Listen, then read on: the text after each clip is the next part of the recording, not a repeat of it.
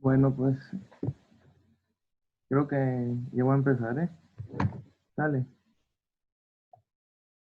Bueno, pues el tema que veremos hoy es cáncer de pulmón. Mi nombre, ya saben cuál es. Eh, Vamos a empezar. Mm, Como, primero, como definición, pues definimos cáncer pues como el crecimiento maligno de células, pues en este caso del tracto respiratorio, en particular pues del tejido pulmonar más que nada. Esta, como epidemiología, es una de las principales causas de muerte en el mundo y la principal causa de muerte por cáncer a nivel mundial, ¿no? Eh, Al igual que otras partes del mundo, es más común en países desarrollados y, pues, como dije anteriormente, es uno de los más frecuentes y la evolución y el pronóstico, pues, de la enfermedad es más grave cuando se torna metastásico. La mayoría de los casos se diagnostican en etapas muy avanzadas. Casi el 1 o 2% de los pacientes se detecta en etapas tempranas, etapas clínicas 1 y 2, el 16% con enfermedad localmente avanzada y el 82% es diagnosticada cuando ya hay enfermedad metastásica, ¿no? En México se encuentra entre las principales causas de muerte por cáncer. En hombres es la principal causa, seguido de cáncer de próstata y después colorectal, ¿no? La incidencia y mortalidad ha ido disminuyendo por la suspensión del hábito tabáquico.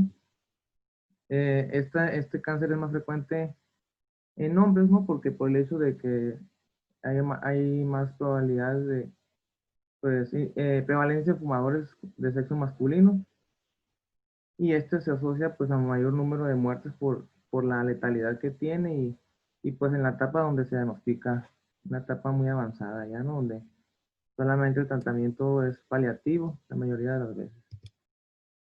Y la incidencia principalmente es más frecuente entre 55 y 65 años. Decía la guía de práctica clínica que es de 52 casos por cada 100.000 habitantes. Y como les comentaba, pues a la incidencia y la mortalidad ha dejado de aumentar por el resultado de la disminución del hábito pues, de tabaco, ¿no? En las últimas décadas. Eh, este es un mapa de México donde representa los principales estados con mayor prevalencia de cáncer pulmonar. Principalmente Sonora y Sinaloa son los que tienen una muy alta prevalencia e incidencia de cáncer de pulmón. Eso es información del Consenso Nacional de Cáncer Pulmonar.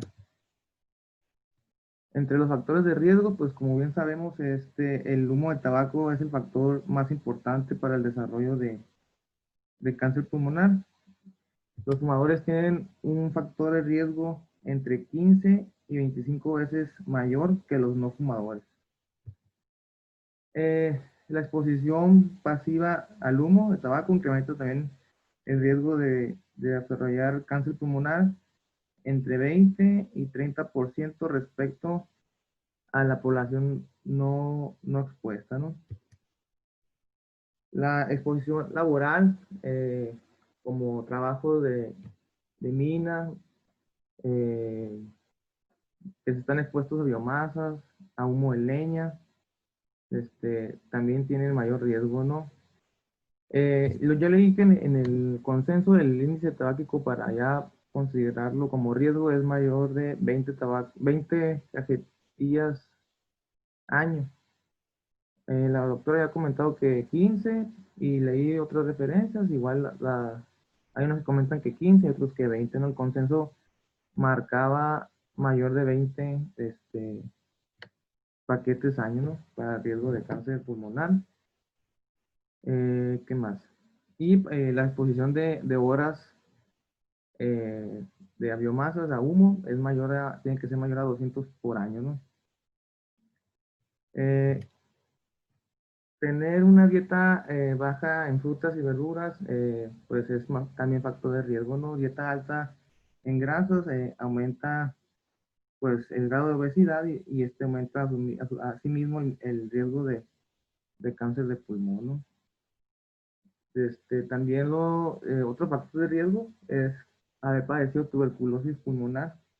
Esta puede aumentar el riesgo de cáncer pulmonar hasta 11 veces más.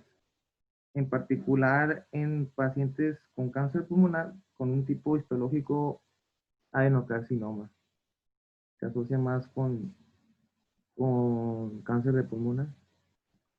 Hay que saber que también que el tabaco pues contiene varias sustancias que tienen propiedades que provocan pues mutaciones que regulan el crecimiento celular. Son un chorro, no las quise poner, pero es lo más importante, ¿no? Que es lo que puede ocasionar pues mutaciones en ciertos genes que van a propiciar el tumor. Y este tipo de cáncer, pues el 80% es prevenible. Hay que estar pendiente con los pacientes que tengan pues, los factores de riesgo y la genética, ¿no? Bueno, pues ya como el factor de riesgo más importante, pues es la suspensión del tabaquismo. Pues numerosos estudios han demostrado que suspender el tabaco desarrolla el riesgo de padecer cáncer pulmonar en un 90% después de 30 años de abstinencia. Si se interrumpe el consumo de tabaco, pues antes de los 30, la mortalidad por cáncer pulmonar baja y llega a ser igual que a la población que nunca ha fumado. Entonces, yo no sabía pues que puedes dejar de fumar y que después de los 30 años de abstinencia, pues se equivale con una persona que nunca ha fumado, ¿no? También pues la suspensión de tabaco pues también tiene riesgos, pero tiene beneficios. Por ejemplo, mejora la capacidad funcional de pulmonar, el patrón de sueño, la percepción de dolores y sabores, ¿no? Existe tratamiento farmacológico, mm, lo comenté con la doctora, me dijo que aquí no lo tenemos disponible, pero se usa también el bupropión, la vareniclina y la terapia de reemplazo de nicotina. La terapia de reemplazo de nicotina es la más antigua y con el que se tiene más experiencia. Existen en gomas masticables de nicotina o parches transdérmicos de nicotina. Pero la desventaja es que tiene un sabor desagradable, malo y puede provocar inflamación de la mucosa oral o irritación de la piel. Y el bupropión es un medicamento de liberación prolongada que actúa como antidepresivo. Es por vía oral y se puede usar por 3 a 6 meses. Son tabletas de 150 miligramos, a lo que recuerdo, y se toma cada 12 horas. Dependiendo del efecto, pueden prolongarlo hasta 6 meses. Y la vareniclina es un antagonista de los receptores de nicotina. También es de los más utilizados, ya que ha tenido buena respuesta y estas son tabletas más pequeñas de 0.5 miligramos, creo, se toma una diaria. Y pues tiene efectos secundarios muy comunes, entre ellos las náuseas, ¿no? Y el tratamiento psicológico sería el tratamiento cognitivo conductual, pues el 50% de los pacientes con este tipo de tratamiento, pues cura con algunos trastornos adaptativos y de depresión, ¿no?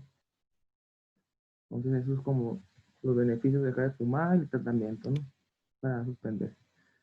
Ahora, pasando lo que viene siendo la anatomía y la patología, pues estos nos van a ayudar de saber exactamente la estirpe histológica porque de ello depende el pronóstico y el tratamiento, ¿no? No es el mismo tratamiento para un tipo histológico que para el otro. Más del 90% de las neoplasias pulmonares primarias son tumores malignos. Entonces, el cáncer pulmonar se divide en dos, histológicamente, en dos grupos grandes, ¿no? Cáncer pulmonar de células pequeñas, que representan el 25%, y cáncer pulmonar de células no pequeñas, que representan el 25%. El cáncer pulmonar de células pequeñas son de comportamiento muy agresivo. proliferan rápidamente y hacen metástasis extratorácico más rápido que las no pequeñas. Ahorita vamos a enfocarnos un poquito más. Y, y en lo que en las células pequeñas no hay subtipos, ¿no? Como en las células de células no pequeñas. En las células no pequeñas tenemos el cáncer epidermoide, que representa el 30%, y el adenocarcinoma, que es el más frecuente, ¿no? El adenocarcinoma hay que recordar que es el tumor que no se da en pacientes con tabaquismo, se da más frecuente en pacientes jóvenes y que no están expuestos o que fumen tabaco, ¿no? Esta también tiene otra división que corresponde a las no pequeñas, que es el carcinoma indiferenciado. Y esta se subdivide en cáncer de células grandes y células de células claras. Entonces, ahorita vamos a hablar más específico de cada uno.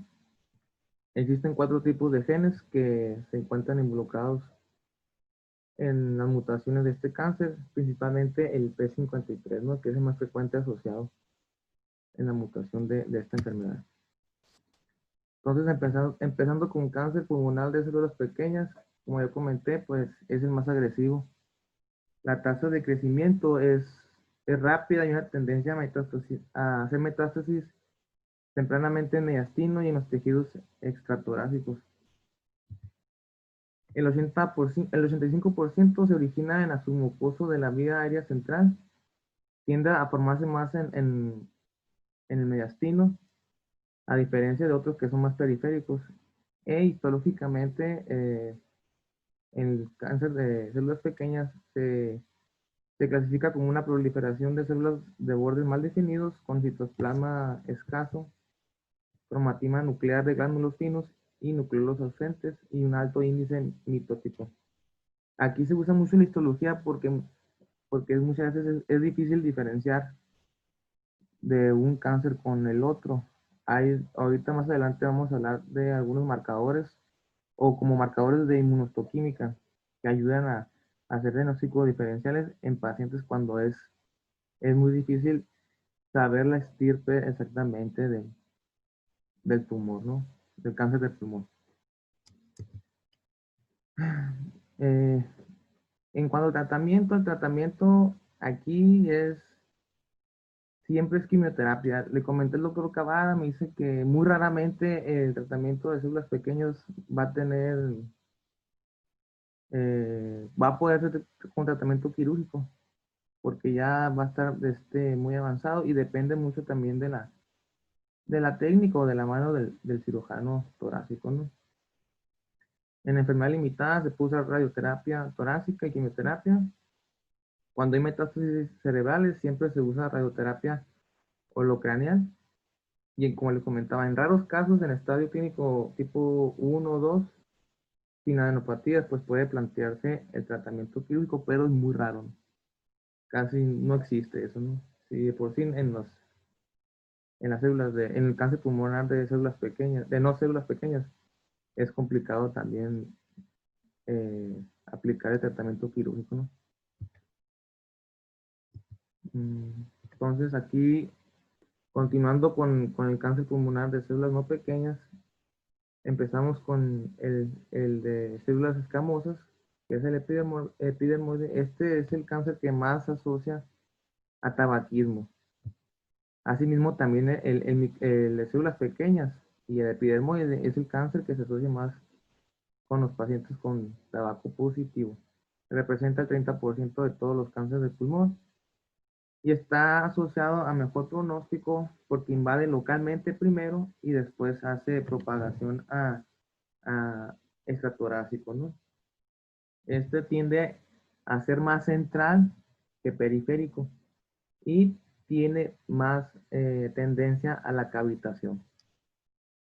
Pasando al adenocarcinoma, como comenté, es el cáncer que tiene mayor frecuencia, ocupa el primer lugar en frecuencia, es más común en pacientes no fumadoras y surge de células no muco, perdón, de células mucoproductoras. Y el otro que es menos frecuente, el carcinoma indiferenciado, pues ocupa el 5%, Tiene un pronóstico malo y también se encuentra asociado al tabaco y también tiende a propagarse estructuralmente más rápido también, ¿no? Entonces, como comenté, el adenocarcinoma se divide en acinar, papilar, bronquialveolar y variedad sólida secretora de mucina. Entonces, pasando con el adenocarcinoma, es más habitual en pacientes jóvenes, menores de 45 años, y en mujeres, ¿no? Puede asentar sobre zonas cicatrizales, tuberculosas o regiones fibrosadas. Tiende a diseminarse por vía hematógena, que el resto de las células de carcinoma de células pequeñas, de no células pequeñas. Y la alteración más frecuente en este tipo de cáncer es la mutación en KRAS. Este tipo de cáncer se asocia mucho a derrame pleural. ¿Por qué? Porque se origina periféricamente. Hay que estar muy pendientes de eso porque eso nos va a ayudar a hacer el diagnóstico diferencial. Se origina periféricamente y hace también pues, derrame pleural. También cuando tengamos sospecha pues, de cáncer con derrame pleural y periférico, tenemos que hacer un diagnóstico diferencial con un mesotelioma, ¿no? Y este tipo de cáncer tiene buen pronóstico, ¿no? Ahora pasando al cuadro clínico, no hay un cuadro clínico específico para el cáncer, ¿no? Ya saben que pues es una enfermedad silente durante la mayor parte de su curso. Y en el momento del diagnóstico, el 90% de los pacientes pues ya están sintomáticos o con metástasis, ¿no? Que sí llegan la mayoría. Entonces, el cuadro clínico depende de la etapa que esté la enfermedad, pues dependiendo de la evolución del tumor, ¿no? Por ejemplo, va a variar cuando el crecimiento tumoral esté a local o primario, van a haber como síntomas de tos, hemoptisis y disnea. Va a haber otros síntomas asociados a la obstrucción o invasión de estructuras adyacentes, que ahorita vamos a comentar. Síntomas que se deben a la afectación de estaciones ganglionares regionales.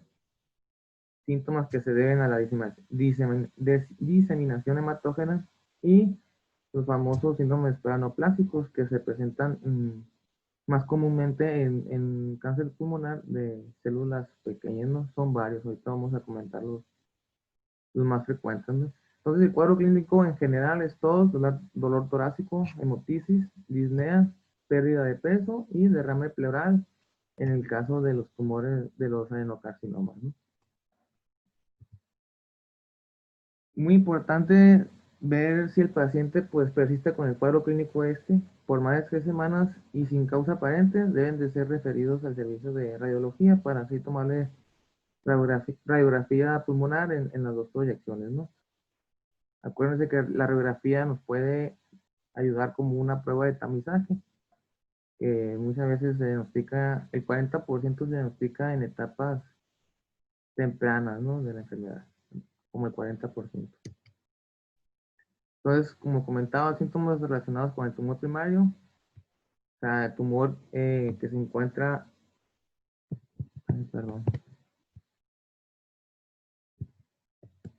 que se encuentra en bronquios, por ejemplo, puede ser tos de nueva presentación o cambio en la naturaleza de la tos crónica, que tenga una evolución más tórpida, hemoptisis, ya cuando podemos sospechar cuando se ulcera la mucosa bronquial, y disnea asociada al incremento de la expectoración y de la tos, ¿no? Que nos puede provocar una telectasia, pues así mismo una disnea, ¿no? Mm. Ahora, el cuadro clínico asociado ya un poquito más avanzado de la enfermedad, asociado a la compresión o invasión de las estructuras. Aquí tenemos que puede invadir a pleura y asimismo provocar el derrame pleural. Como comentaba, es más común en el tipo de células no pequeñas, en el adenocarcinoma. Esta puede tener afectación de la pared torácica y provocar un dolor intenso y fijo, un dolor pleurítico a la inspiración. Otro síndrome o tumor que se asocia mucho a la compresión o invasión de las estructuras es el tumor de Pancoast, que se presenta principalmente en el vértice pulmonar en las ápices pulmonares, que esto provoca pues una compresión de lo que viene siendo el plexo braquial y provoca pues este entumecimiento de la parte de la cara medial de todo el antebrazo y brazo, parestesias, inflamación, dolor. Y este tumor de páncreas se asocia principalmente a cáncer epidermoide, que es al cáncer epidermoide y al microcítico también, ¿no? Al de células pequeñas es donde se asocia más.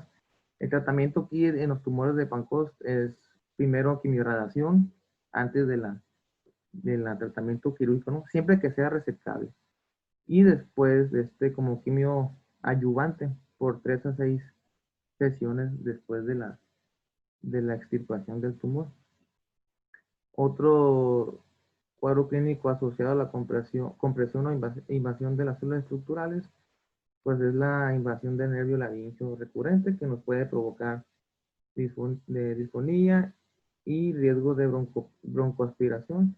También se puede ver afectado el nervio frénico, que puede haber elevación del hemidiafragma derecho y provocar así aumentar la disnea, ¿no? Mira, aquí le voy a enseñar una radiografía de de un paciente con un tumor en el ápice pulmonar derecho que se asocia pues a la compresión del plexo braquial, que da todo lo cuadro clínico que les comenté.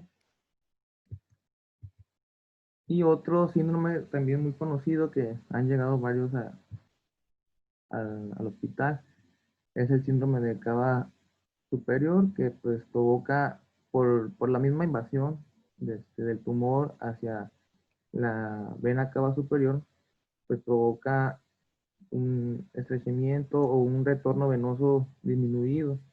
Entonces va a provocar una distensión subclavia, axilar, yugular. Va a haber la triada del síndrome de cava superior, que es el edema facial o cianosis facial, la circulación colateral en pecho, en tórax y en cervical, en cuello, y el edema esclavino. Ahorita le voy a enseñar una foto, ¿verdad? Esta es otra radiografía en dos proyecciones también del tumor que se encuentra en el ápice pulmonar derecho, ¿no? Que se asocia al tumor de Pancoast. Por ejemplo, esa es una foto de un paciente con cáncer de pulmón con síndrome de cava superior. Si vemos la imagen de la izquierda, es el mismo paciente, pero el paciente se encuentra acostado y en la mañana, ¿no? Si ven la cara, pues está más inflamada, con mayor edema, y en el transcurso de la tarde, pues ese edema, componiendo su postura corporal, pues ya disminuye. Ese es el edema esclavino que les comentaba. Eh, si se fijan, pues también hay red colateral venosa por la misma compresión de la vena cava superior y enrojecimiento de todo el pecho, ¿no? Cuello también. También se ve asociado también el síndrome de Horner, pues por la afectación de la cadena simpática y del ganglio estrellado. Pues, perdón, esta es la circulación colateral que se llega a ver. Creo que teníamos un paciente en la cámara 30 y, no, 27, creo, no sé si les tocó ver.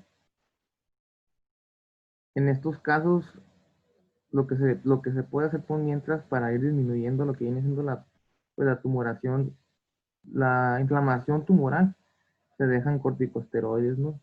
Yo he visto que el doctor Cavada pues les deja prednisona o les deja dexametasona. Dexametasona también se le puede dejar furo para disminuir el retorno venoso, ¿no? Mientras se planea o se hace el plan terapéutico, ¿no? Y el síndrome de Horner, ¿no? Que es miosis, tosis palpebral y anhidrosis facial por la afectación de la cadena simpática y del ganglio estrellado. Perdón. Y otro asociado es la disfagia, pues por invasión eh, a esófago. Va a haber pacientes con problemas para deglutir o hasta dolor, ¿no? Onoinofagia, reflujo.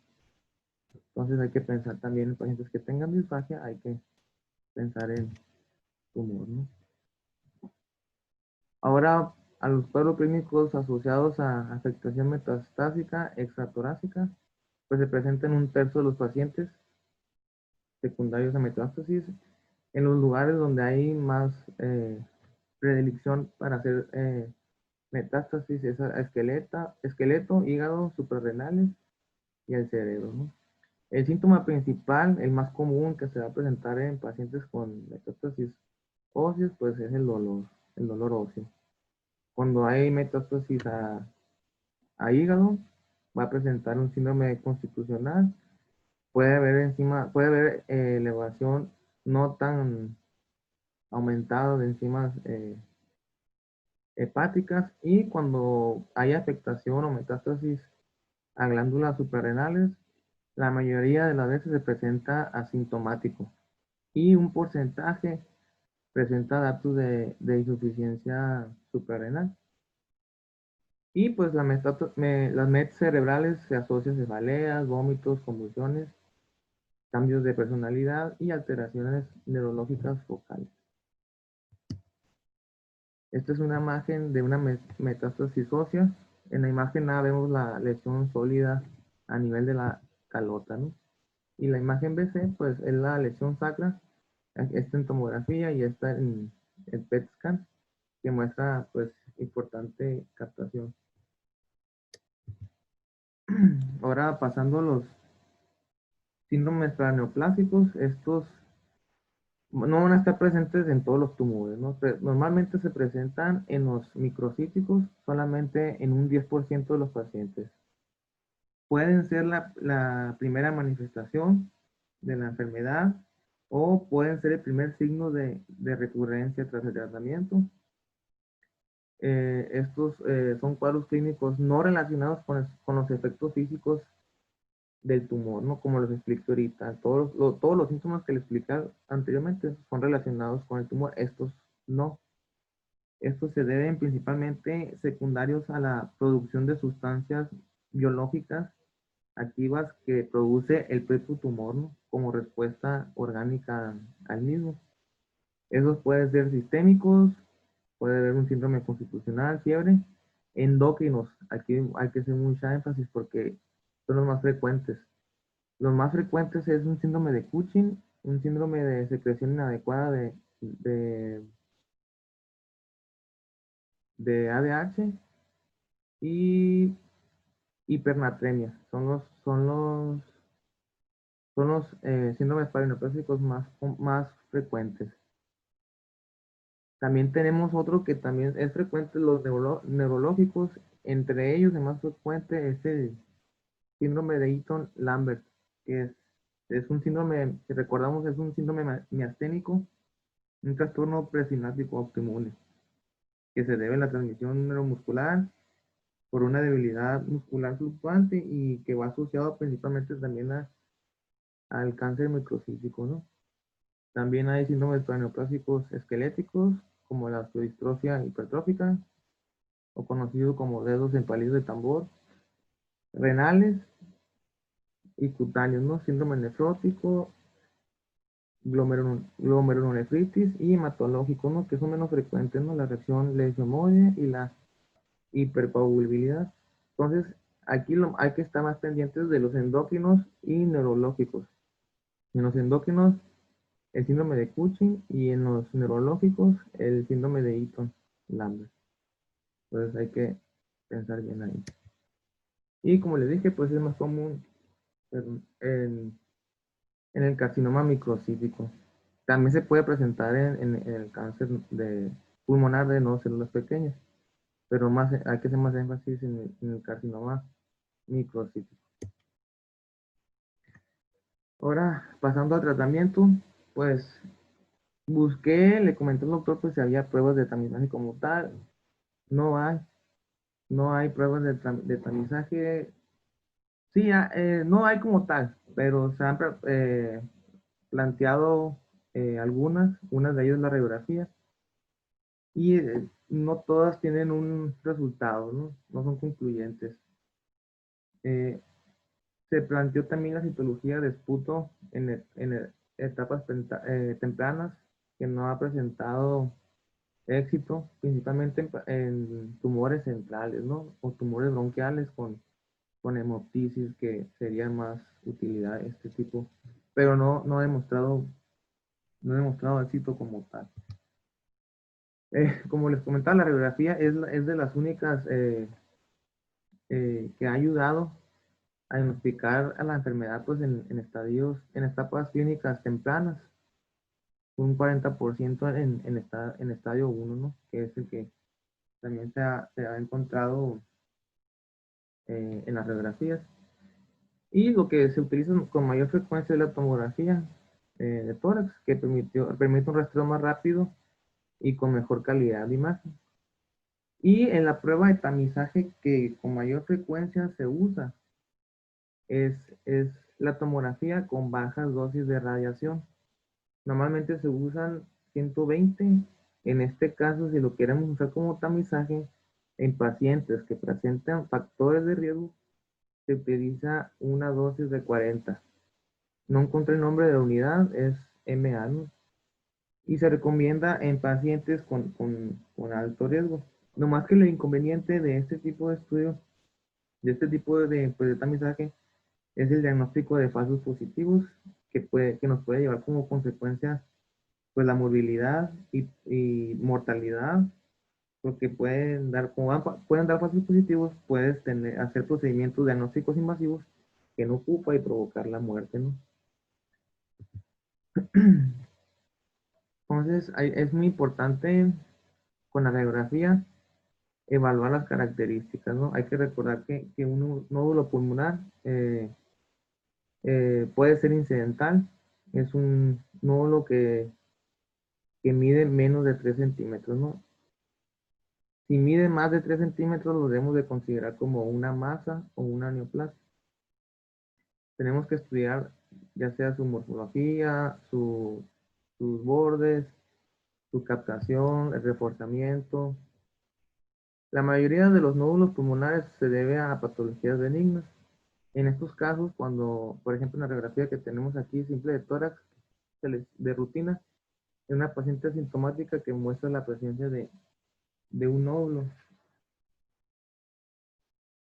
Eh, Siempre es importante evaluar el patrón del crecimiento con contraste. Esto nos va a ayudar a descartar o diferenciar de un tumor. Acuérdense que un tumor pues, va a tener una irrigación mayor que un tumor benigno. Y pues cuando hay sospecha de malignidad hay que hacer siempre pues biopsia. Esta es una imagen de un nódulo pulmonar con bordes lobulados de localización periférica que muestra pequeñas umbilicaciones, ¿no? Estas son características que nos pueden orientar a que sea malignidad. ¿Verdad? Había imágenes. Bueno, entonces ya tenemos que hacer también del cáncer evaluación de imagen. Como comentaba, los tumores periféricos, aproximadamente el 40% se encuentra más allá de bronquios segmentarios. Y el 30%, el único hallazgo es una masa periférica. En los tumores centrales, los signos cardinales por imagen de los tumores centrales son el colapso y consolidación del pulmón más allá del tumor, ¿no? Por lo mismo, ¿no? Porque va a haber obstrucción del bronquio cementario y va a haber colapso distal. Y el tumor central, pues el que más asocia es el cáncer de células escamosas, ¿no? El tumor periférico se asocia más a adenocarcinoma. Entonces, siempre que tengamos un tumor, tenemos que ver las características de la misma. La forma, contorno, ¿salió alguien? Ah, no. La de, aquí está.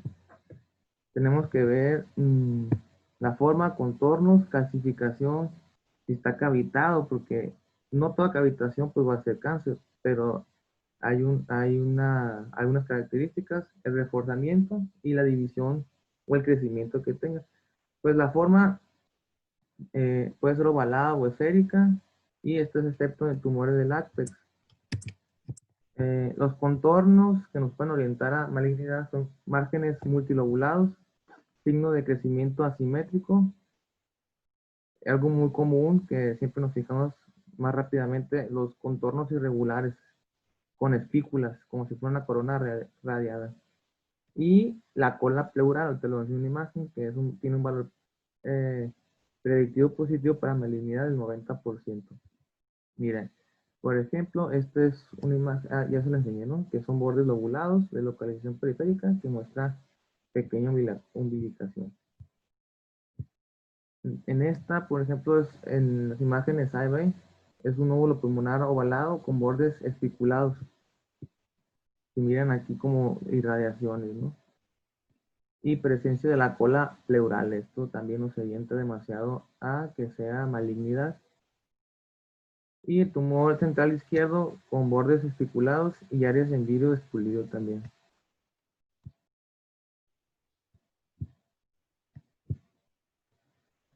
Otra característica pues son los patrones de calcificación que sugieren malignidad, que puede ser puntiforme, como vemos en la imagen número A, y en la imagen número B como amorfo y excéntrico, ¿no? También son características que nos orientan para pensar en malignidad. Este es otra característica, es un tumor pulmonar periférico con bordes espiculados, y miran la coronilla con irradiaciones, que muestra una cavitación de paredes gruesas. En este caso,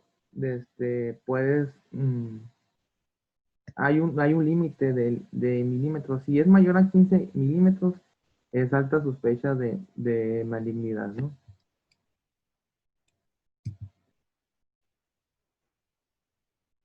También, como le decía, la cavitación no es un factor confiable de la malignidad, pero si tiene localización excéntrica, paredes irregulares de 8 milímetros. Yo leí también en otro artículo que si es mayor a 15 milímetros, hay que pensar en sospechas de malignidad, ¿no? Y pues como les comenté anteriormente, la cavitación se asocia más a cáncer escamoso, ¿no? Que viene siendo un subtipo de células no pequeñas. Es otro corte de tomografía de un tumor especulado con presencia también de broncograma aéreo, ¿no? Aquí se ven. Y con cola pleural. Otra característica que les comentaba es el reforzamiento, ¿no? Tras la administración de contrastes. Si ven en la tomografía de la imagen del lado izquierdo, aquí se mira en la línea discontinua que se administró contraste y se involucró ganglios mediastinales, ¿no? Eso se le llama reforzamiento. Y este es un tumor central de gran tamaño, acompañado pues, de derrame pleural. Hay que recordar que los que se hacen con derrame pleural es los tumores periféricos, el adenocarcinoma, ¿no? Pero también se puede presentar en los tumores centrales. También se puede presentar imagen in vitro despulido, como vemos en la imagen A, y nódulo sólido acompañado de imagen de vidrio despulido, que no es tan frecuente, pero también se puede asociar a datos de malignidad.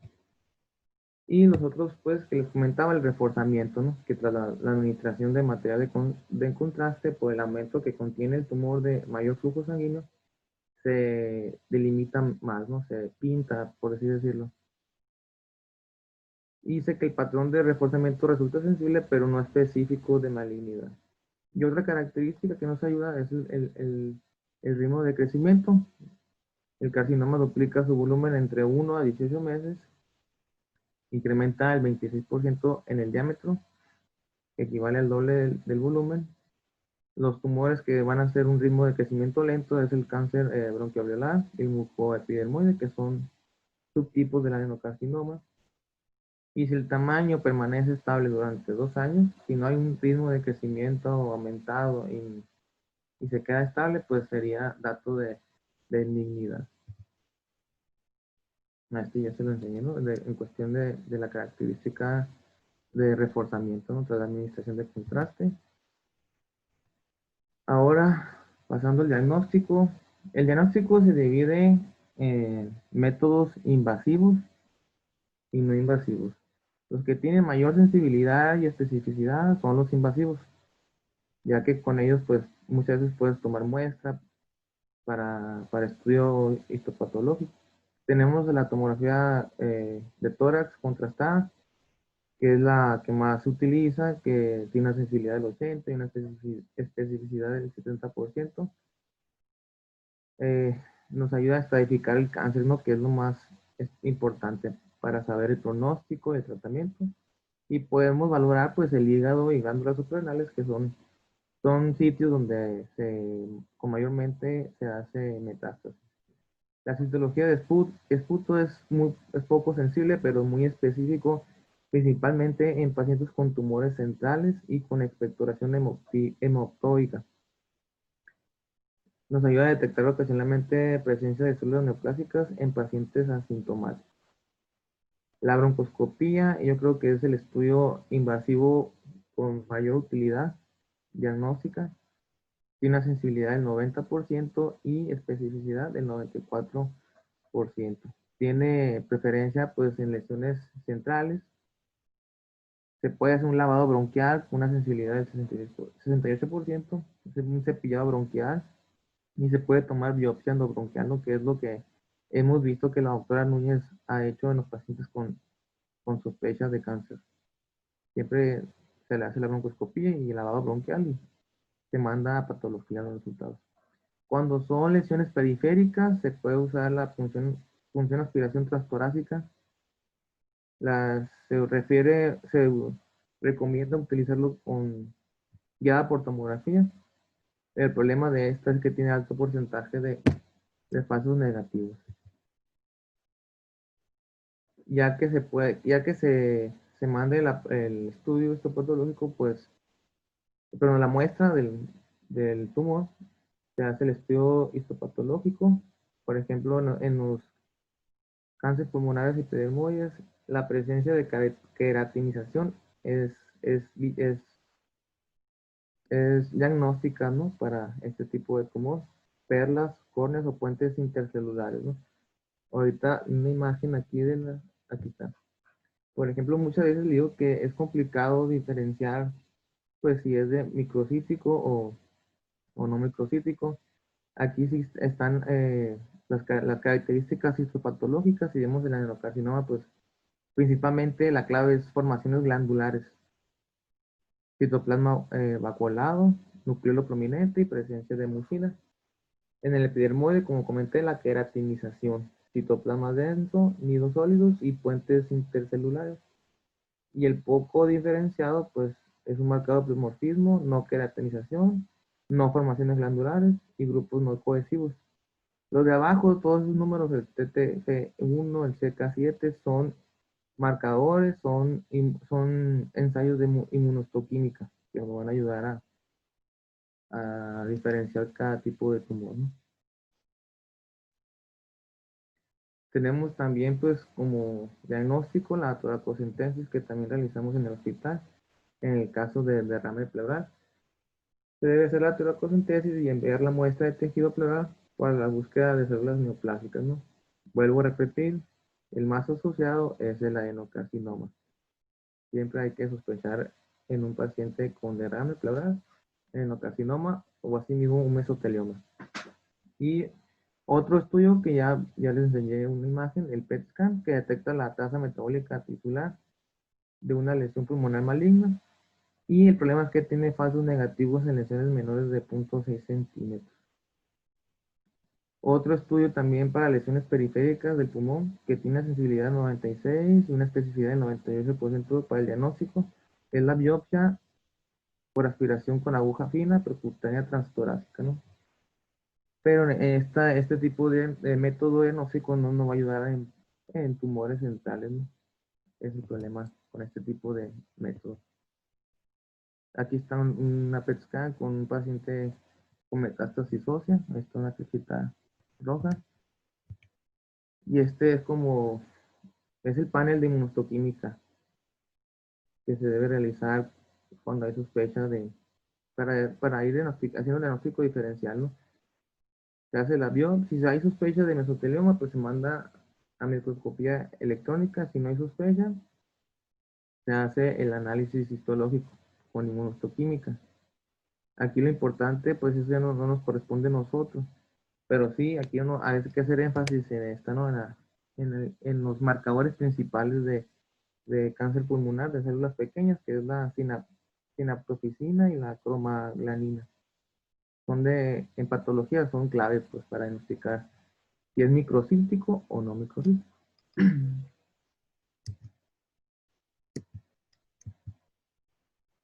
Otros, pues los estudios de laboratorio son de importancia también, claro, para la evaluación inicial. Se deben de pedir los clásicos BH, química sanguínea, PFH tiempos de coagulación para ver el estado basal del paciente. En sospecha de adenocarcinoma resulta útil la determinación del antígeno carcinoma embrionario, solamente en el adenocarcinoma, y esta no es diagnóstica, es complementaria y ayuda a evaluar inicialmente la respuesta a los tratamientos solamente. Hay pruebas marcadores de cáncer de pulmonar más comunes que buscan mutaciones en los siguientes genes, que es el EGFR, que es el factor de crecimiento epidermoide. El doctor Cabana me comentó, muy importante en pacientes con cáncer de pulmón que se les detecte este tipo de marcador de mutación en este gen, es muy diferente el tratamiento, ¿no? En estos pacientes se le puede dar tratamiento biológico, que tiene muy buena respuesta y pues muy buen pronóstico, ¿no? Es de los últimos tratamientos que existen, de los más novedosos. Otros son el CARRAS y el ALK, que intervienen en la reproducción celular, ¿no?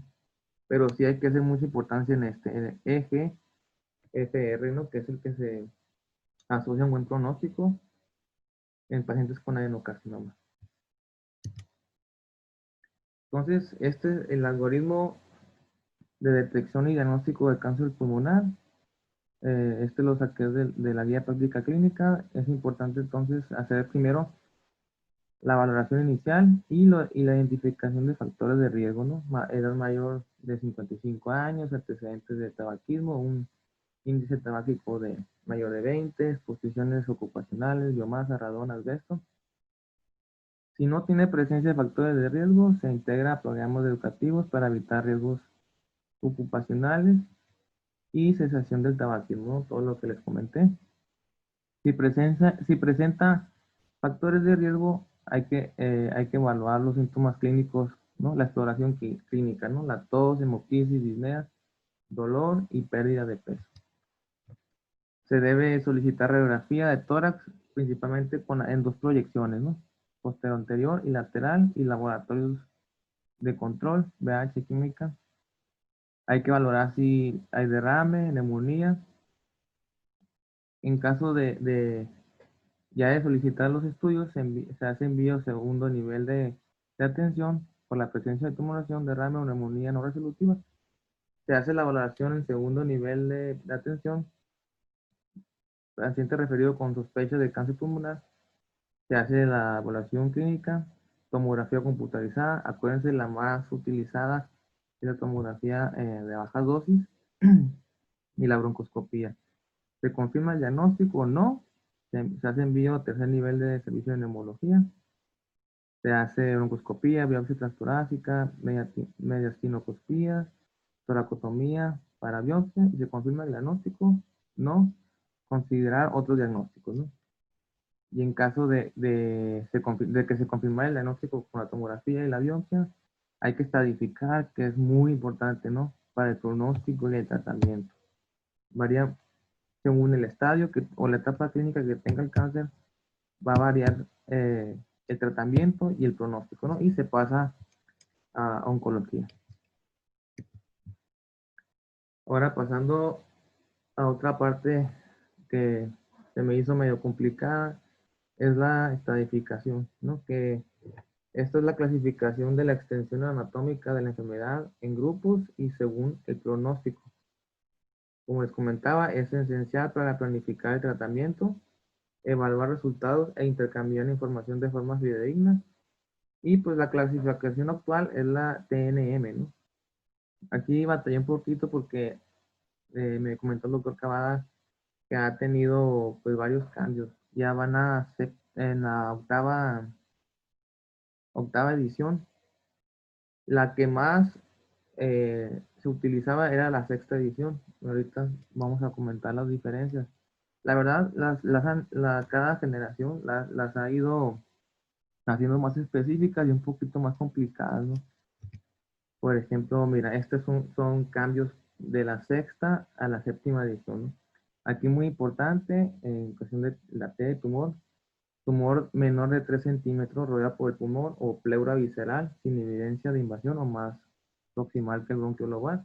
Y se fijan, pues ya casi dividen uno a 1B, ya como que lo hace un poquito más complicado, ¿no? Menor de 2 centímetros, es 1A, menor, ajá, 1A, 1B mayor de 2 pero menos de 3, ¿no? Y así un poquito más complicado. Tengo entendido que a mí, la verdad, yo leí la sexta edición y se me hace más fácil, pues no tan complicado. Pero bueno, dice el doctor Cava que ha ido cambiando cada año lo van cambiando cada 3 años. T2, pues un tumor mayor de 3 centímetros. T3, tumor de cualquier tamaño que invade pared torácica, diafragma, pleural, mediastinal, aunque sea, por ejemplo, de 2 centímetros, ¿no? Pero si invade pared torácica, diafragma, pleura, ya se considera T3. Y T4 también de cualquier tamaño, que invade mediastino, corazón, grandes vasos, tráquea, esófago, cuerpo cerebral, carinas, derrame pleural o pericárdico maligno, nódulo dentro del lóbulo del tumor primario. Eso es en cuestión de tumor, ¿no? En esta no hubo, en lo que viene siendo la N, la afectación ganglionar, no hubo muchos cambios. De hecho, no hubo cambios de la sexta a la séptima. Aquí hay que ser muy importantes en la metástasis a ganglios mediastínicos contralaterales, porque este N3 nos va a cambiar el tratamiento, o sea, va a variar el tratamiento. Entonces, correspondería al estadio 3A, 3B. Entonces hay que hacer énfasis ahí porque ahí varía el tratamiento. Y aquí pues la N1, metástasis a ganglios linfáticos peribronquiales ipsilaterales. N2, ganglios mediastínicos ipsilaterales y subcarinales. Y N3, como les decía, pues ya no es ipsilateral, ¿no? Es contralateral. Entonces ahí el tratamiento cambia. En cuestión de la M, metástasis, en la sexta edición, pues metástasis a distancia, incluyendo nódulos, ¿no? Y aquí la séptima edición, M1 igual, 1A y 1B, ¿no? 1A, nódulos tumorales, metástasis a nódulos tumorales aislados, el lóbulo contralateral, tumor con nódulos pleurales o derrame pleural. Y 1B, pues metástasis a distancia. Y esta aquí incluye las diferencias que hubo en la octava edición. Es la última que se publicó en el 2015. Si se fijan, la primera fue en el 2002, la séptima en el 2010 y la octava en el 2015. El doctor pues también comentó que se le hacía muy complicado también los cambios que se van haciendo, pues lo van haciendo más y más específico. Pero, entonces ahí está, ¿no? Si se fijan, 1A, 1B, 1C, cada centímetro varía el tratamiento, pues. El T2, vemos también ahí los límites de cada tratamiento, de cada tumor, pues. Esta es la clasificación de cáncer de pulmón. Esta es la del 2012, la sexta edición, ¿no? Que es la que yo veo que se utiliza más, pero entre oncólogos y cirujanos torácicos, pues utilizan las más actualizadas, no más específicas. Se lo voy a cambiar. Entonces ya con ya agrupando los estadios, tenemos pues las supervivencias a los 5 años para cada uno. Fueron según la estratificación clínica y la patología, ¿no? Si vemos que la 1A y la 1B, que la mayoría de ellos responde a tratamiento quirúrgico, pero que normalmente el paciente pues no te llega en esas etapas clínicas, ¿no? Entonces tenemos que el 1A, el 1A tiene un 50 y 73% de pronóstico de supervivencia a los 5 años, el 1B 43,58, 2A, 2B, vamos viendo que va a ir disminuyendo, ¿no? El 4 totalmente mal pronóstico de 2 y 13%. Ahí está la tablita, según el estadio de la enfermedad. Y este es un esquema que simboliza, ¿no? Cada estadio de la enfermedad. Si vemos que hay tumor primario, no hay afectación de mediastino. Si se fija, no es ipsilateral. En el estadio 2 hay tumor primario con afectación de lóbulos linfáticos, metástasis, pero es ipsilateral. Y aquí tenemos afectación, pues tumor primario con lóbulos linfáticos afectados, pero en este caso hay contralaterales, ¿no? Como les decía, hay que hacer mucho hincapié en eso, porque ya varía el tratamiento. Y el estadio 4 pues ya hay cuando hay metástasis a órganos distantes, cerebro, hígado, hueso. Bueno, entonces, para acabarla de molar, pues para un paciente que está en estadios, etapas clínicas 1 o 2, que son los que tienen mayor predilección para el tratamiento quirúrgico, todavía tienen que pasar una prueba de operabilidad que esta nos ayuda a ver el riesgo que corre el paciente tras la operación. En pacientes con pobre función respiratoria, que esté acompañado un elevado riesgo perioperatorio, con alta morbilidad, mortalidad, a largo plazo puede tener pobre calidad de vida por insuficiencia respiratoria, ¿no? Se ha demostrado que en la literatura la expectativa de mortalidad es de 5% cuando los valores del FEBI son mayores de 1,5 litros en el caso de una lobectomía y mayor de 2 litros en caso de una neumonectomía, ¿no?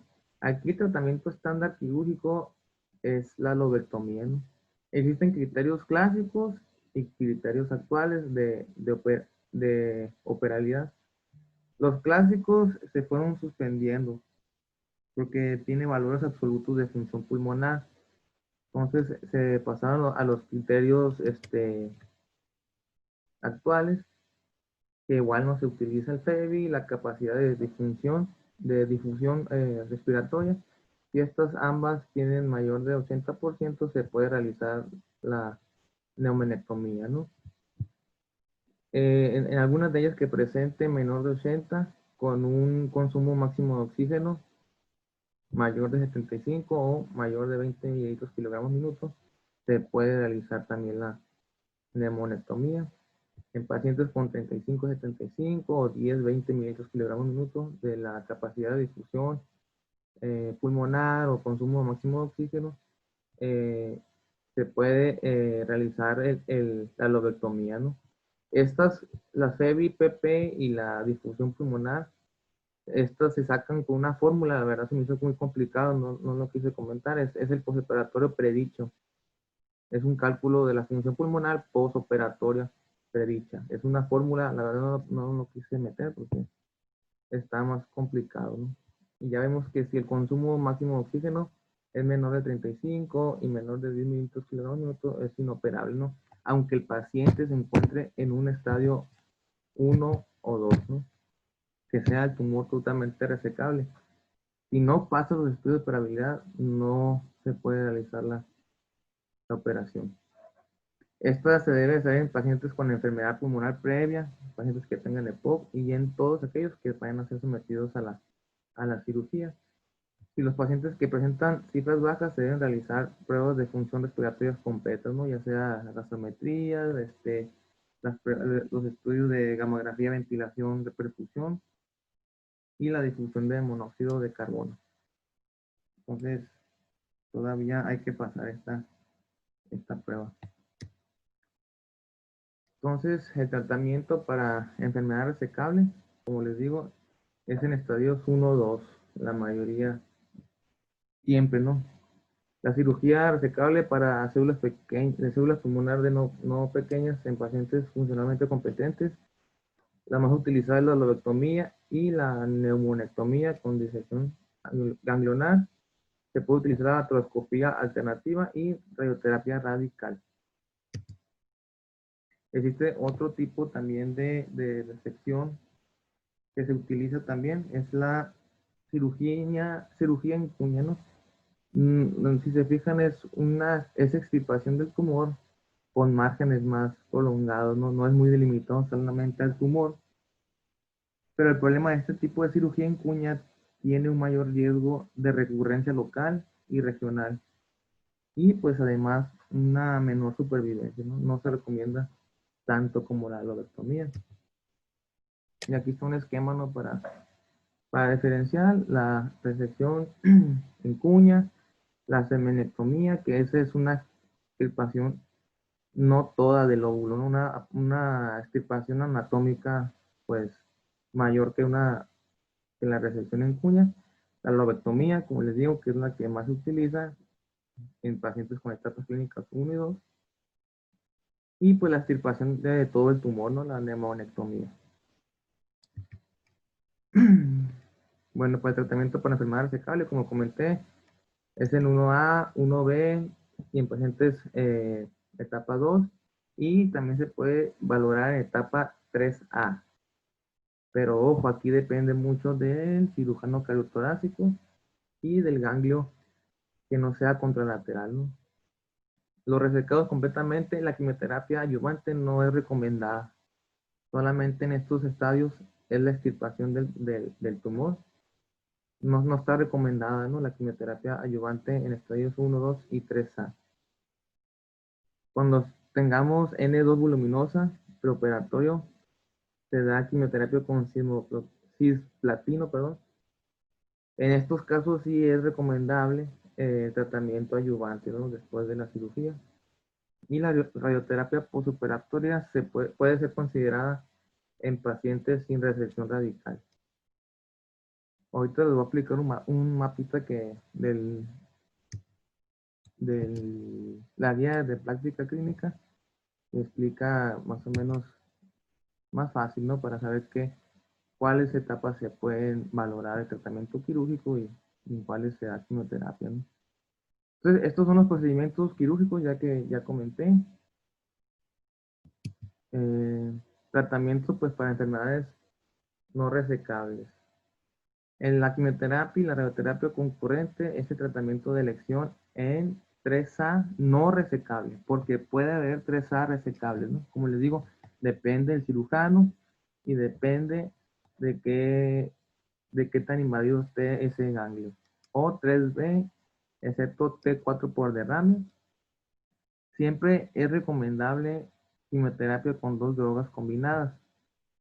El más utilizado en quimioterapia es el platino, cisplatino, ¿no? Es el que tiene mayor potencia. Se puede utilizar en combinación con vindelbine, gemcitabina o un taxano. Y si hay respuesta al tratamiento, se dan 6 ciclos de tratamiento y suspenderlo en pacientes sin respuesta a partir del cuarto ciclo, ¿no? Este es el algoritmo que les decía del tratamiento de cáncer, ¿no? En este caso, principalmente en células no pequeñas, ¿no? Porque en pacientes con células pequeñas, el tratamiento de base, pues siempre va a ser la quimioterapia. La verdad es muy raro que haya probabilidades de hacer tratamiento quirúrgico. Entonces, comenzamos con etapa 1-2. 1-2 vemos que se usa Se recomienda lobectomía, lomectomía y muestreo ganglionar. En 3A con N2 resecable no voluminoso, se puede realizar tratamiento quirúrgico, lobectomía, neumonectomía, muestreo ganglionar.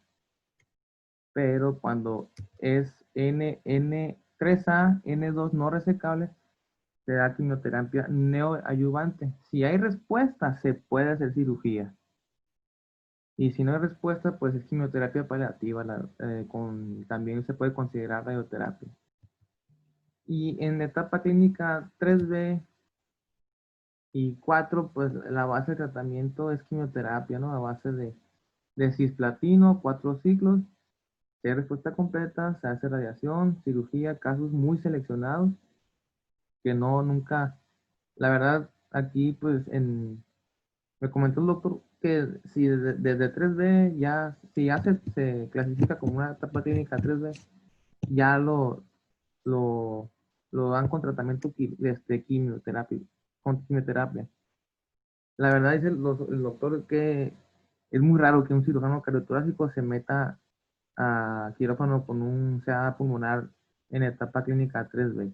La que puede variar es la 3A, y ahí nos puede valorar dependiendo si el ganglio está contralateral, ¿no? Y no equilateral.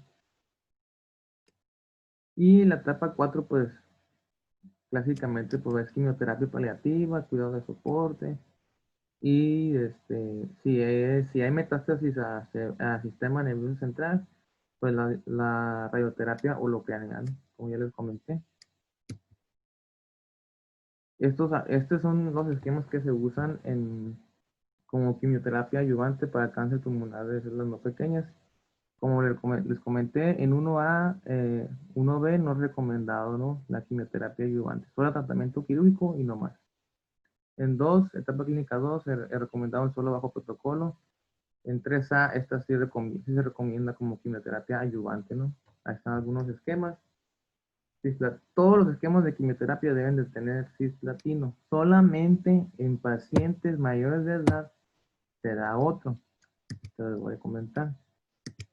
En pacientes de mayor edad, mayor de 70 años, se cambia cisplatino por carboplatino más paclitaxel. ¿Esto por qué? Porque el cisplatino provoca mucho daño renal, tiene muchos efectos secundarios y pues no es buen pronóstico para el paciente. La calidad de vida es peor con el cisplatino que, que con el carboplatino. Entonces hay que hacer mucha énfasis ahí. En etapa 3B y 4 se puede utilizar carboplatino con gemcitabina, con una duración cada 3 semanas por 4 ciclos, o carboplatino con docetaxel. También se puede utilizar cada 3 semanas por 4 ciclos. Me comentó el doctor que también en pacientes con cáncer pulmonar epidermoide se utiliza siempre, el esquema de elecciones es carboplatino con gemcitabina. Entonces me dijo, coméntalo con tus compañeros para que no se vayan con la quinta. Y existen pues estos esquemas, cualquiera de estos son esquemas de primera línea, ¿no? Cisplatino con plaquitaxel, carboplatino con plaquitaxel, cisplatino. Siempre se recomienda administrarlos en pareja, no, en monoterapia no tiene el mismo efecto que aplicando dos quimioterapias, ¿no? Y tampoco se recomienda eh, plantear tres medicamentos como quimioterapia por el alto riesgo de toxicidad y de efectos secundarios que tiene este tipo de tratamiento. Ya, es todo. ¿Tiene alguna duda? ¿Comentario? Pues, ¿se escucha? Hola. Hola. Ah, que sí. Ah, pues a mí se me hizo súper bien tu clase. Nomás me acordé del paciente que tuvimos, ¿te acuerdas?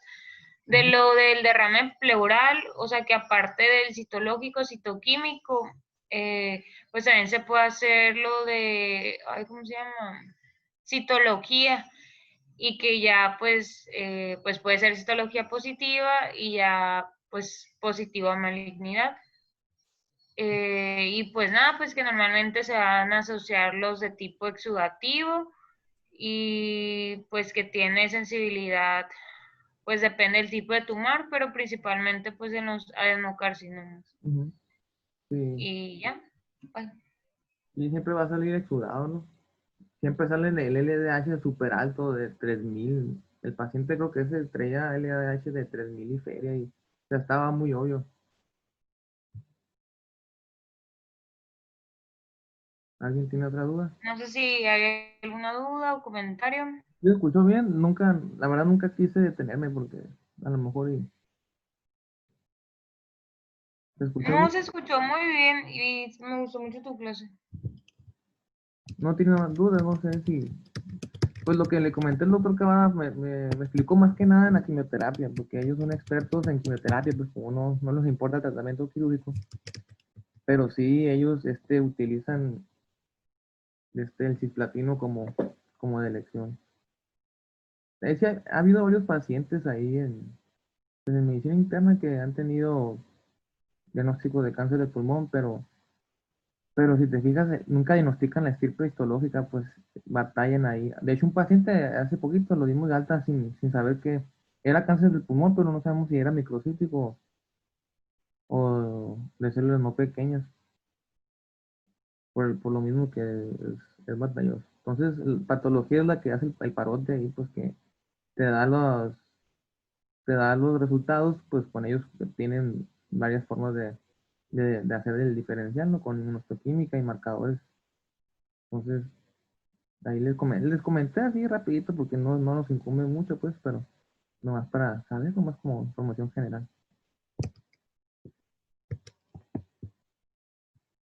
¿Sí? Hola.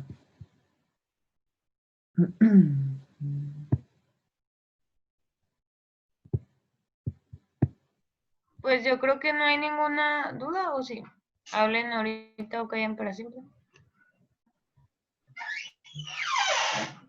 Bueno, entonces el siguiente, Muy bien, manden. Clarece salió. Voy viendo los mensajes. No, según yo ahí está. A ver, sí, ahí está. Ah, Hola, bien. Clarita. Ok. Bueno, el siguiente tema sería SAOS y lo va a dar Marvin. Me va a poner de acuerdo por ver qué día lo puede dar. Y pues vamos a continuar con las clases de medicina interna. No sé si sepan, pero la doctora Chávez nos dijo que ella nos podía apoyar, que nomás la avisáramos con tiempo. Entonces, pues yo creo que podríamos a ver cuántas clases nos apoya o así. Y pues ya continuar con temas de medicina interna. Y pues así.